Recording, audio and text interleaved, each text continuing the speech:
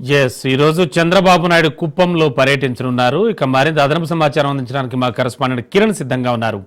కిరణ్, చంద్రబాబు నాయుడు కుప్పం పర్యటన విశేషాలు ఏమిటి, ఎటువంటి అభివృద్ధి పనులు, అలాగే అక్కడి సిచ్యువేషన్స్ ఏంటి, ఏం చేయించనున్నారు?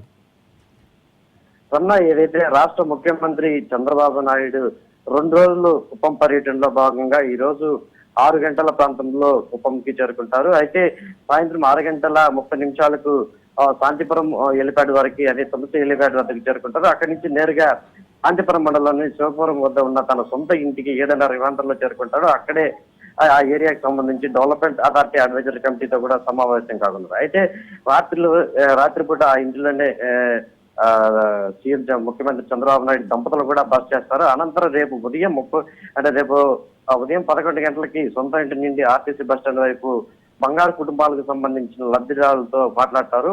అంతేకాకుండా కుప్పం మండలంలోని పరమ సముద్రంకు వెళ్ళున్న సీఎం అక్కడ ఏదైతే కృష్ణా జలాలకు సంబంధించి అంద్రీనీవా కాలువల పనులు ఏవైతే ఉన్నాయో వాటి పూర్తి స్థాయిలో నీటి కూడా అన్ని చోట్ల, అంటే ఏవైతే కృష్ణా జలాలు కుప్పం చేస్తున్న నేపథ్యంలోనే ఇటు పలమనేరు, అదేవిధంగా వీకోట, అదేవిధంగా మొత్తం కూడా రాయలసీమ ప్రాంతాల్లో ఏవైతే చెరువులు ఉన్నాయి ఈ చెరువులన్నింటిలో కూడా ఈ నీరు నింపిన నేపథ్యంలోనే ఎక్కడెక్కడ ఈ చెరువుల్లోకి నీరు నింపుతారో అది మొత్తం 42 చోట్ల కూడా ఈ కృష్ణా జలాలకు హారతి ఇచ్చే కార్యక్రమాన్ని ముఖ్యమంత్రి చంద్రబాబు నాయుడు కుప్పం నుంచి ఈ కార్యక్రమాన్ని నిర్వహిస్తారు. అనంతరం రేపు మధ్యాహ్నం 12 గంటలకు అంద్రీనీవా కాలం సమీపంలో సీఎం బహిరంగ సభ కూడా ఏర్పాటు చేయనట్టు కూడా అక్కడ టీడీపీ వర్గాలు అయితే తెలిపాయి.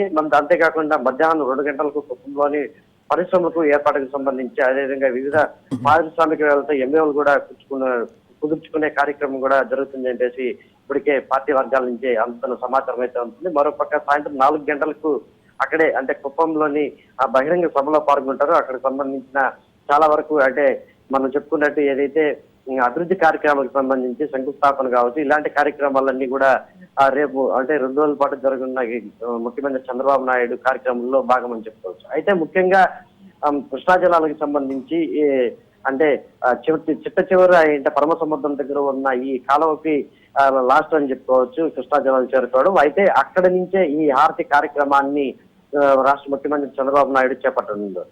రాష్ట్ర ముఖ్యమంత్రి చంద్రబాబు నాయుడు ఈ కార్యక్రమాన్ని చేపట్టిన నేపథ్యంలోనే మొత్తం 49 చోట్ల, అంటే మనం చెప్పుకున్నట్టు వీకోట కావచ్చు, అదేవిధంగా పలమనేరు, పొంగునూరు, పలు చోట్ల ఎక్కడైతే రాయలసీమ ప్రాంతాల్లో ఈ కృష్ణా జిల్లాలో అంద్రీనీవా కాలువ ద్వారా కుప్పానికి చేరుకుంటాయో అక్కడ ప్రతి ఒక్క చోట కూడా చంద్రబాబు నాయుడు ఏదైతే 11:30 గంటల ప్రాంతంలో హారతి కార్యక్రమాన్ని చేపడతారో